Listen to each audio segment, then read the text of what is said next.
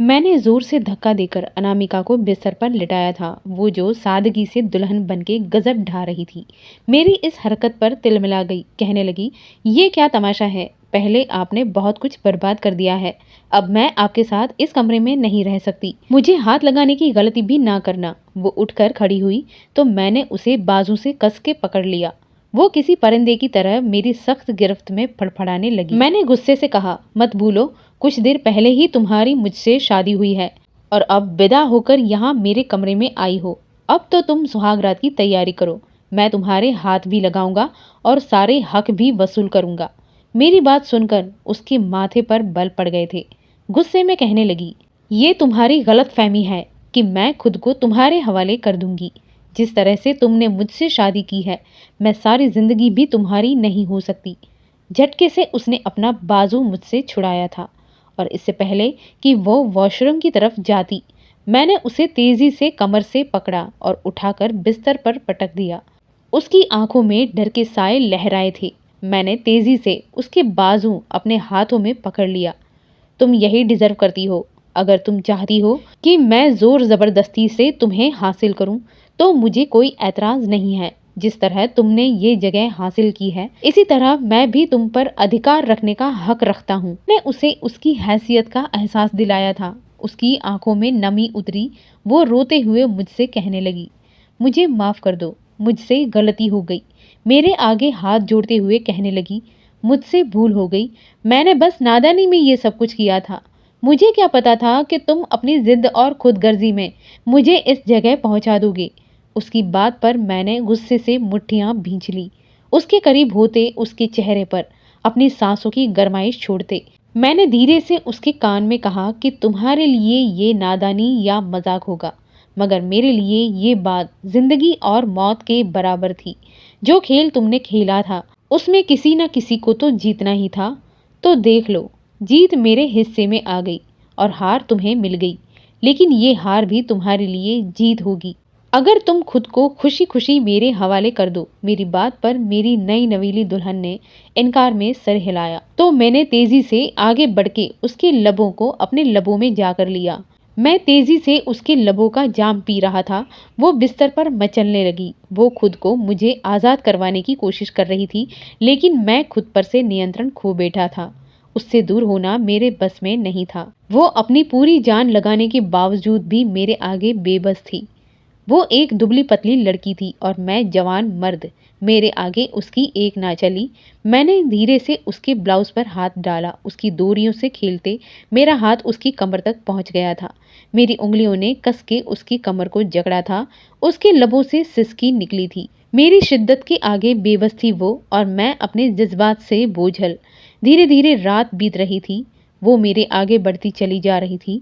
कुछ ही देर बाद मैंने पूरी ताकत से उसे, माँ, कम से कम मुझे लड़की की तस्वीर तो दिखाएं। ऐसे कैसे आपने शादी पक्की कर दी? एक बार मुझे तस्वीर भी नहीं दिखाई। मैं माँ के सामने बैठा एक ही बात की तकरार कर रहा था, लेकिन माँ की भी वही बात थी कि शादी के बाद दुल्हन को देखना। अपनी माँ की पसंद पर यकीन रखो। मेरी माँ ना जाने किसे मेरे लिए पसंद करके बैठी थी और अब उसकी तस्वीर ना दिखाने की भी कसम खा ली थी। जब मैंने बहुत जिद किया तो वो कहने लगी, मैं तुम्हें उसका नंबर देती हूँ, चाहे तो फोन पर बात कर लो, लेकिन चेहरा तो शादी के बाद ही देखना होगा। यूं समझ लो कि उन लोगों की ये पुरानी रस्म है। उनका मानना है कि अगर लड़का शादी से पहले लड़की को देखेगा तो अपशकुन होता है। माँ की बात सुनकर मैं सर पकड़ लिया। मैंने कहा, ये किस जमाने के लोग हैं? आपको सारे जहान में ऐसे दकियानुसी लोग मिले थे जो पुरानी बातों पर यकीन रखते हैं। माँ मुस्कुराकर कहने लगी, लड़की बहुत अच्छी है, पढ़ी लिखी है, समझदार है। मुझे ऐसी ही बहू चाहिए थी। शादी तक के लिए हम उनकी बात मान लेते हैं और उसके बाद तो लड़की विदा होकर हमारे ही घर आएगी। फिर जो तुम चाहोगे वैसा ही होगा। माँ के आगे मेरी कहाँ चल सकती थी, इसीलिए मैं खामोश हो गया था। माँ से उसका फ़ोन नंबर ले लिया। शादी में एक ही हफ्ता था। माँ ने जितनी तेजी से रिश्ता पक्का किया था, उतनी ही जल्दबाजी में शादी भी रख दी। दरअसल लड़की के कुछ करीबी रिश्तेदार विदेश से आए हुए थे और लड़की के घर वाले उनकी मौजूदगी में ही शादी करना चाहते थे। इसीलिए माँ ने भी कोई ऐतराज नहीं किया। शादी की तैयारियां भी करनी थी। माँ के साथ साथ मैं भी बहुत बिजी हो गया था और उस नंबर पर मुझे फ़ोन करने का वक्त ही नहीं मिला। लेकिन उस रात मैं जब फ्री हुआ तो मैंने सोचा कि एक दफ़ा कल्पना से पूछ लूं कि वो शादी के लिए दिल से राजी है भी या नहीं। ऐसा ना हो कि उसके घरवाले ज़ोर ज़बरदस्ती से उसे शादी के लिए मजबूर कर रहे हों। यही सोचकर मैंने वो नंबर मिलाया तो दूसरी तरफ से एक बेहद मधुर आवाज़ सुनाई दी। वो बहुत ही नर्म और मुलायम लहजे में पूछ रही थी, आप कौन हैं? मैंने कुछ झिझकते हुए बताया कि मैं विवेक हूँ, मुझे कल्पना से बात करनी है। मेरी बात पर वो धीरे धीरे हंसने लगी। तो आपसे सब्र नहीं हुआ? शादी में 4 दिन बाकी हैं। बस उसकी बात सुनकर मैं एकदम चौंक गया और कहा कि ऐसी बात नहीं है, मैं बस ये जानना चाहता था कि आप इस शादी पर खुश भी हैं या नहीं। वो कहने लगी, खुश क्यों नहीं होंगी, मैं तो बहुत खुश हूँ।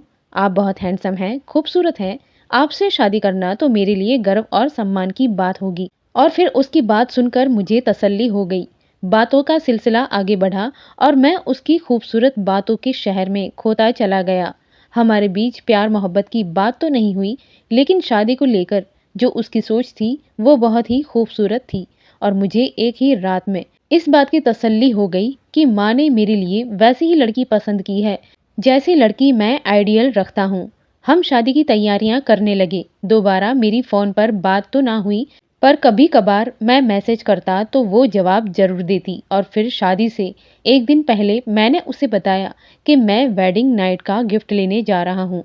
तो उसने बताया कि वो भी अपनी माँ के साथ शॉपिंग पर जा रही है। ये सुनकर मैं बड़ा खुश हुआ कि किसी न किसी बहाने से उसे देख लूंगा। मैं उसी मॉल में पहुंच गया जहां उसे अपनी माँ के साथ शॉपिंग पर आना था। मैं अपनी सास को पहचानता था क्योंकि रस्म के लिए वही हमारे घर आई थी। कुछ देर बाद वो मुझे एक बड़ी सी बुटीक में नजर आ गई। सास के साथ एक बहुत ही खूबसूरत और जवान लड़की थी। मैं उसे गौर से देख रहा था। फिर मैंने तेजी से अपने मोबाइल से उसे मैसेज किया कि तुम कहाँ हो। तो उस लड़की ने मोबाइल निकालकर चेक किया और फिर रिप्लाई दिया कि मैं शॉपिंग के लिए मॉल में पहुंच चुकी हूँ। मुझे ये समझने में ज़्यादा देर ना लगी कि वो ही कल्पना है। मैंने उसे बताया कि मैं उसे देख रहा हूँ। तो ये सुनकर वो चौंक के चारों तरफ देखने लगी, लेकिन मैं जानबूझकर उसके सामने ना गया। मैं चाहता था कि मैं शादी के दिन उसके सामने आऊं और उसे अपना बेपनाह मोहब्बत का इजहार करूं, क्योंकि शादी में बस एक ही दिन तो रह गया था। इसीलिए मैं उसे गौर से देखने लगा। सर से पांव तक वो खूबसूरती की मूरत थी। मैंने इतना खूबसूरत चेहरा आज तक नहीं देखा था। उसे देखते हुए मैं बुरी तरह से उसके ख्यालों में जकड़ गया था। मोहब्बत क्या होती है ये उसे देखकर मुझे पता चला। वो लड़की मेरी तलाश में उस बुटीक से बाहर निकली, फिर बुटीक के बराबर में ज्वेलर की शॉप के बाहर रुक गई। उसकी नज़र सोने के कंगनों पर जमी थी और वो शीशे को छूकर उन कंगनों को इस तरह से देख रही थी जैसे वो उसे बहुत ही पसंद आ गया। और फिर बस मैंने फैसला कर लिया कि यही मेरी वेडिंग नाइट का गिफ्ट होगा। जब वो ये कंगन मेरे हाथों से पहनेगी तो वो बहुत खुश होगी। ये सोचकर ही मैं खुश हो रहा था। कुछ ही देर बाद मेरी सास ने उसे आवाज़ दी और वो तेज़ी से बुटीक के अंदर चली गई और मैं वो कंगन खरीदने के लिए ज्वेलर की शॉप में गया। थोड़ी देर बाद ही वो कंगन मेरे पास थे। मैं वापसी के रास्ते पर चल पड़ा। मैं खुद को हवाओं में महसूस कर रहा था। मुझे प्यार हो गया था, और वो भी उस लड़की से जो एक दिन बाद मेरी पत्नी बनने वाली थी। शायद इससे ज़्यादा खूबसूरत और कोई एहसास नहीं हो सकता। उस रात मैंने जब उसे फ़ोन मिलाया तो कहने लगी कि अगर आप मॉल आए थे तो मुझसे मिले क्यों नहीं। वो इतनी खूबसूरत आवाज़ में शिकवा कर रही थी कि मेरे दिल की धड़कनें तेज़ हो गई। मैंने धीरे से कहा कि आने वाली रात मेरी और आपके मिलन की रात है। मैं चाहता हूँ कि हम दोनों जब एक दूसरे के सामने हो तो फिर कोई पर्दा बाकी ना रहे। मेरी बात पर वो कुछ पल के लिए चुप हो गई। फिर कहने लगी, घर में बहुत मेहमान हैं, अभी मैं फ़ोन रखती हूँ। और उसने फ़ोन बंद कर दिया। मैं कितनी ही देर फ़ोन को देखता रहा उसी के ख्यालों में। मुझे नींद आ गई। फिर अगले दिन मैं बारात लेकर धूमधाम से अपने घर वालों और दोस्तों के साथ कल्पना की दहलीज पर पहुंच गया। जो मेरे दिल की मलिका बन गई थी। मैं घोड़े पर बैठा था, मेरे दोस्त खूब नाच गा रहे थे, मेरी माँ बहनें भी बहुत खुश थीं। मैं घर का बड़ा बेटा था, सबसे पहले मेरी ही शादी हो रही थी, यानी ये हमारे घर की पहली शादी थी, इसीलिए मेरी माँ ने किसी चीज़ में कोई कमी नहीं छोड़ी थी। नाच गाना रुका तो मैं घोड़े से उतरा और शादी हॉल में दाखिल होने लगा, लेकिन दरवाजे पर ही मेरे कदम रुक गए। मैं आंखें फाड़े उस हसीना को देख रहा था जिसे मेरी दुल्हन बने उस स्टेज पर होना चाहिए था, लेकिन वो हाथों में फूलों का थाल लिए रिसेप्शन पर खड़ी थी। मेरी माँ ने मेरे रुके हुए कदम को देखा तो कहने लगी, क्या हुआ विवेक, रुक क्यों गए, अंदर चलो। मैं माँ की शक्ल हैरानी से देखने लगा और कहा कि आपने तो कहा था कि ये दकियानुसी लोग हैं, लेकिन ये तो बहुत ही ज्यादा मॉडर्न है। दुल्हन खुद रिसेप्शन पर खड़ी है, दूल्हे पर फूल बरसाने तैयार है और किसी को कोई ऐतराज भी नहीं है। मेरी बात सुनकर माँ हैरान हुई और कहने लगी, पागल तो नहीं हो गए हो, दुल्हन कहाँ है, भला दुल्हन कोई रिसेप्शन पर खड़ी होती है। ये सब तो दुल्हन की कजन्स वगैरह हैं जो तुम्हारे स्वागत के लिए खड़ी हैं। दुल्हन तो कमरे के अंदर है, कल्पना यहाँ कहीं नहीं है। माँ की बात सुनकर मैं हैरान रह गया। मेरी नज़रें अभी भी उस हसीना के चेहरे पर थमी हुई थीं, जो बड़ा मुस्कुराते हुए मुझे देख रही थी। मैंने कहा, ये कौन है। माँ ने एक नज़र उस लड़की पर डाली, कहने लगी, ये तो अमेरिका से शादी अटेंड करने के लिए आई हैं। ये कल्पना की कज़न अनामिका है, बड़ी ही मॉडर्न किस्म की लड़की है। अभी भी देख लो किस तरह का लिबास पहने खड़ी है। माँ का लहजा बहुत ही तिरस्कार भरा था, जबकि माँ की बात पर मेरे कदमों तले से जमीन निकल गई। मैं फटी फटी आंखों से उस लड़की को देख रहा था जिसे मैंने कल्पना समझ के अपने दिल में जगह दी थी। मैं 2 कदम पीछे हट गया। मेरी हरकत पर वहां मौजूद सभी लोग हक्का बक्का रह गए। मैंने कहा, मैं आपसे बात करना चाहता हूँ और कल्पना के पिता से भी। माँ कहने लगी, आखिरी वक्त पर तुम क्या कर रहे हो, सब ठीक तो है। मैंने कहा, नहीं माँ, उन्हें अकेले में बुलाए। फिर माँ ने कल्पना के पिता को अकेले में बुलवाया। माँ भी वहीं थी और मैं भी। फिर मैंने उन्हें सारी बात बता दिया कि मैं अनामिका को कल्पना समझ बैठा था और मैं उसी से मोहब्बत करने लगा हूँ। मैं अब कल्पना से शादी नहीं कर सकता क्योंकि मुझे अनामिका से प्यार है। मैंने फ़ोन वाली बात भी बताई तो कल्पना के पिता ने मुझे बड़ी अजीब नज़रों से घूरा। कहने लगे, हमारे घर की लड़कियां ऐसी नहीं हैं, ना वो फ़ोन पर मर्दों से बात करती हैं। कल्पना के पिता ने गुस्से में अनामिका को और उसके पिता को भी वहां बुला लिया। कहने लगे कि ये लड़का अनामिका पर इल्ज़ाम लगा रहा है कि इसने कल्पना बनकर इसके साथ प्यार भरी बातें की हैं और अब ये कल्पना से नहीं बल्कि अनामिका से शादी करेगा। कल्पना के पिता की बात सुनकर अनामिका के चेहरे के हाव भाव बदले। वो फटी फटी आंखों से मुझे देखते हुए कहने लगी, मैंने तो बस छोटा सा मजाक किया था। कल्पना की माँ ने मुझे उसका मोबाइल फ़ोन दे दिया था कि शादी तक मैं उसका फ़ोन अपने पास रखूं, क्योंकि उसे बहुत ज़्यादा फ़ोन इस्तेमाल करने की आदत है और मेहमानों के बीच दुल्हन फ़ोन इस्तेमाल करते हुए अच्छी नहीं लगती। इसीलिए कल्पना का फ़ोन मेरे पास था। आपका फ़ोन आया तो मैंने शरारत में कल्पना बनकर आपसे बात कर ली, लेकिन मेरा हरगिज़ भी ये इरादा नहीं था कि आप कल्पना को छोड़कर मुझसे शादी की बात करें। मैंने मॉल वाली बात का जिक्र किया तो कहने लगी कि हाँ, उस वक्त कल्पना चेंजिंग रूम में थी। उसका फ़ोन बजा तो मैंने चेक कर लिया, आपका मैसेज था तो मैंने रिप्लाई कर दिया। मुझे क्या मालूम था कि आप मुझे ना सिर्फ कल्पना समझोगे बल्कि प्यार भी कर बैठेंगे। मेरा आपसे कोई मतलब नहीं है।